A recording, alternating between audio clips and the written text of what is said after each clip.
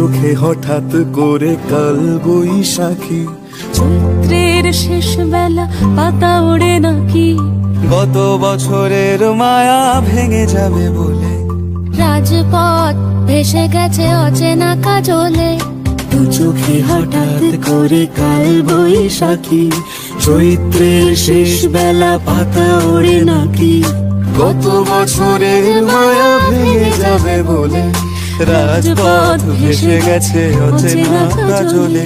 তুমিও অঝরে তাকে শুধু ভালোবেসো, এসো হে বৈশাখ এসো, এসো হে বৈশাখ এসো।